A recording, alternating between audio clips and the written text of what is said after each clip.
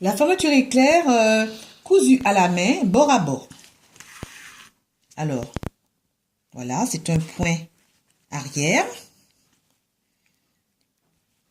qui est une couture, qui est un point qui ressemble à la couture à la machine. Elle est aussi solide et elle est aussi esthétique.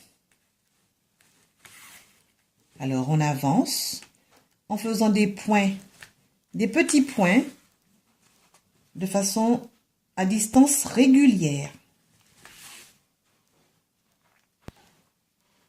Et on obtient une fermeture éclair montée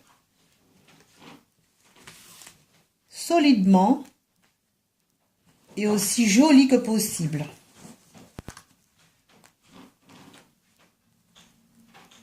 Là.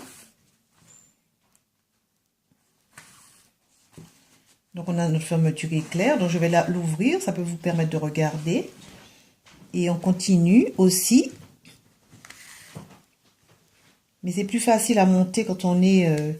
on fait comme on veut, mais quand je la garde fermée, c'est aussi bien. Couvert. Parce que je contrôle, elle est bien fixée avec les épingles, parce que j'ai positionné des épingles pour la fixer avant de commencer à coudre.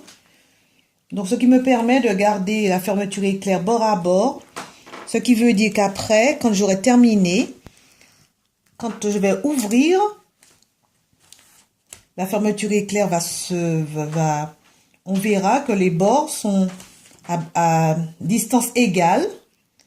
Et quand elle sera fermée, les bords vont se retrouver, vont se rejoindre. Et ce qui va cacher la fermeture éclair. Voilà, on imagine que c'est une jupe pour laquelle je monte la fermeture éclair. Et voilà, on peut la monter comme cela, avec une couture à la main, qui se fait assez rapidement au point arrière. Voilà. Une fois que j'ai terminé de coudre, je fais 3 points. 3 points qui se retrouvent sur lui-même. 3 points ce sera un point d'arrêt. Ce qui veut dire que ça ne va pas se découdre.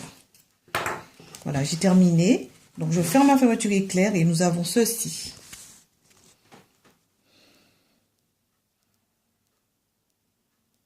Donc, considérons que cette fermeture éclair peut être pour une jupe, pour le dos, pour le côté. Aussi, on peut l'utiliser pour pouvoir faire aussi une pochette. Si on veut faire une petite pochette, aussi. Voilà, donc il y a pas mal d'idées à concevoir avec la fermeture éclair quand on sait la monter à la main. Voilà.